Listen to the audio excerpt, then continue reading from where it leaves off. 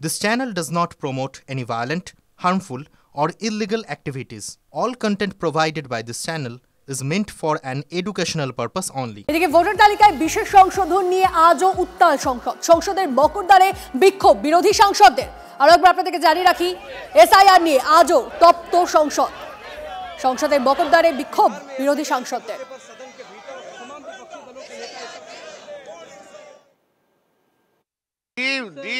The way the Election Commission is doing this special revision of the electoral roll at Bihar and the West Bengal, this is the most unfortunate and unconstitutional.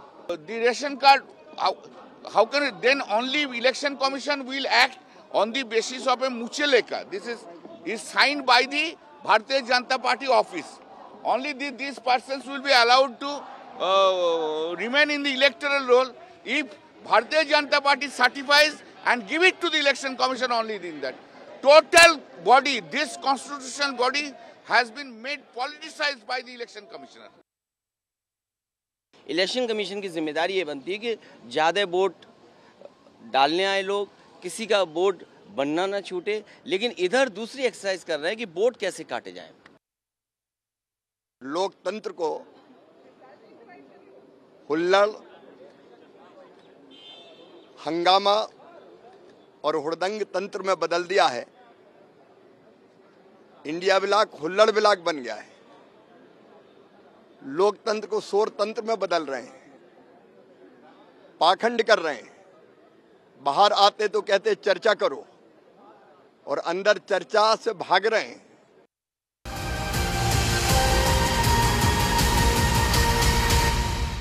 চলুন এবার বিহারের দিকে নজর রাখা যাক, কারণ সেখানে 40 লক্ষ নয়, বিহারে ইতিমধ্যে বাদ গেছে 52 লক্ষের বেশি ভোটারের নাম। এনুমারেশন ফর্ম ফিল আপ বাকি এখনো 21 লক্ষের বেশি। বিজ্ঞপ্তি জারি করে জানালো নির্বাচন কমিশন, বাদ পড়া তালিকায় রয়েছে মৃত ও স্থানান্তরিতদের নাম। দাবি নির্বাচন কমিশনের, 1 আগস্ট বিহারে প্রকাশিত হবে খসড়া ভোটার তালিকা।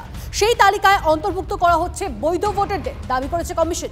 অন্যদিকে বিহারের ভোটার তালিকা সংশোধন নিয়ে সুপ্রিম কোর্টে মামলা বিচারাধীন। তার মধ্যে কমিশন কিভাবে সংশোধিত ভোটার তালিকা প্রকাশ করতে পারে, উঠছে প্রশ্ন। এসআইআর এর ক্ষেত্রে আধার, রেশন কার্ড, ভোটার কার্ড বিবেচনার পরামর্শ দিয়েছিল সুপ্রিম কোর্ট। শীর্ষ আদালতে সেই পরামর্শ বিবেচনা করা যাবে না জানিয়ে দিয়েছে নির্বাচন কমিশন। হঠাৎই নির্বাচন কমিশনকে নিজেদের পকেটের একটা সংস্থায় পরিণত করলো এই মোদী সরকার। ভোটারদের সংযোজনের বদলে শুধু বাদ দেওয়ার খেলা, যে বিজেপি নয় তাদের বাদ দিতে হবে। এইভাবে মহারাষ্ট্র জিতেছে, এইভাবে বিজেপি দিল্লি জিতেছে, এইভাবে আগে হরিয়ানা জিতেছে। আজকে বিহার তাদের টার্গেট, যে করেই বিহার জিততে হবে, আর তারপরে পশ্চিমবঙ্গ। এ এক নতুন কেলেঙ্কারি বলা যায়, গণতন্ত্রের কেলেঙ্কারি। 2025 সালের 21শে জুলাই মমতা বন্দ্যোপাধ্যায় বললেন ভোটার তালিকা সংশোধন করতে দেব না, ইলেকশন কমিশন ঘেরাও করব। বোঝাই যাচ্ছে হারের ভয় তার মাথায় চেপে বসেছে। বিহারেও তো ভোটার তালিকা সংশোধন হচ্ছে। বিহারে কংগ্রেস, বিহারে আরজেডি এই ভাষায় কথা বলছে কি? আরজেডি রাস্তায় নেমে ভোটার তালিকা সংশোধনের জন্য ইলেকশন কমিশন অফিস ঘেরাও করেছে কি? এর আগে অতীতে 13 বার এই ধরনের ইন্টেনসিভ সামার রিভিশন ভারতবর্ষের ভোটার তালিকায় হয়েছে। এটি 14 বারের বার হচ্ছে। পশ্চিমবঙ্গেও তাই হচ্ছে। বিহারের ধাক্কা পশ্চিমবঙ্গে মমতা বন্দ্যোপাধ্যায়ের গায়ে লাগছে কেন? তো বিহারে হচ্ছে।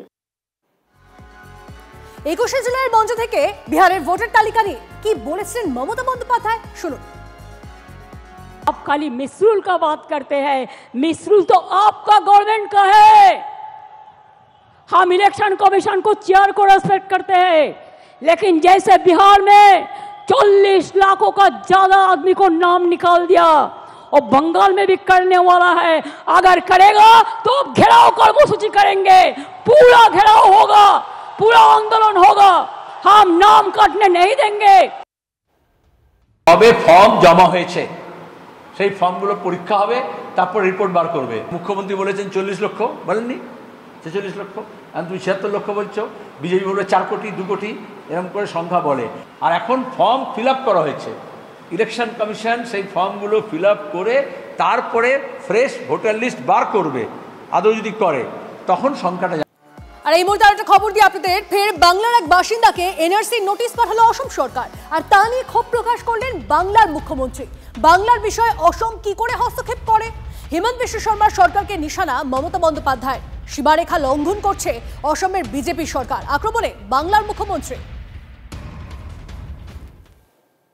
আলিপুরদুয়ারের একজনের কাছে অঞ্জলিশীল নিত্যশীল স্বামী আসাম গভর্নমেন্ট থেকে ফরেনার্স ট্রিব্যুনাল কোকরাঝড় বাংলার ব্যাপারে আসাম কি করে হস্তক্ষেপ করে?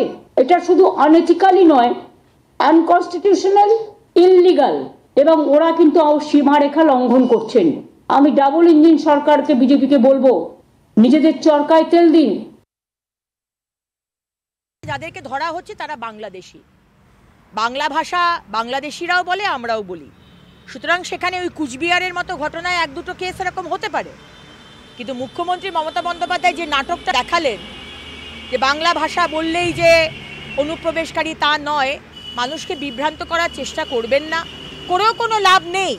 কারণ এসআইআর হবে, 1 কোটির ওপর নাম কাটা যাবে আমাদের আন্দাজ। 2005 সালে মমতা ব্যানার্জি বলেছিলেন যে সেই সময় দাঁড়িয়ে 1 কোটি রোহিঙ্গা অনুপ্রবেশকারী আমাদের বেঙ্গলে ঢুকেছে। তাহলে আজকে কত কোটি হবে সেটা বুঝতেই পারছেন।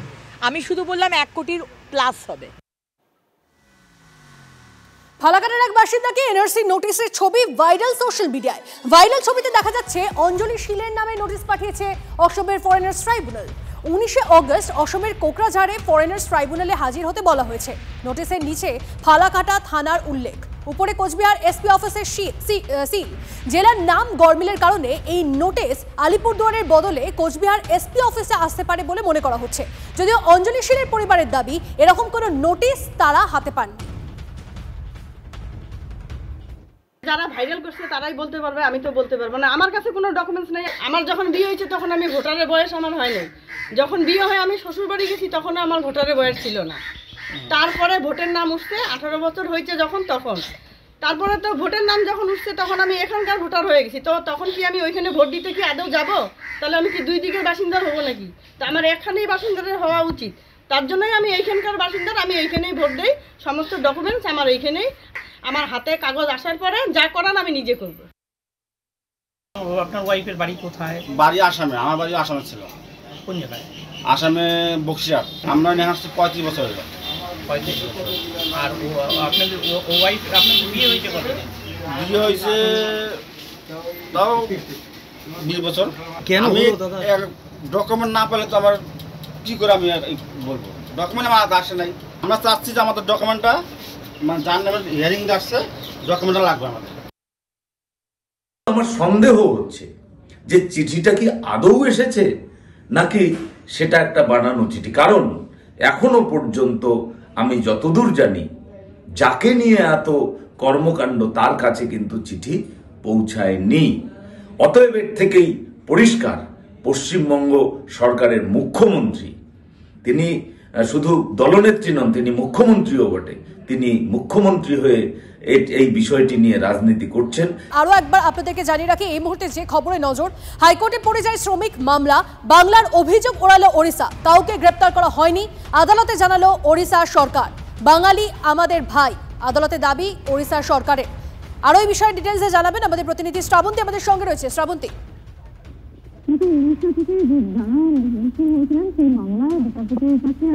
কথা বলবো শ্রাবন্তীর সঙ্গে। শ্রাবন্তী, তোমার কথা স্পষ্ট শোনা যাচ্ছে না।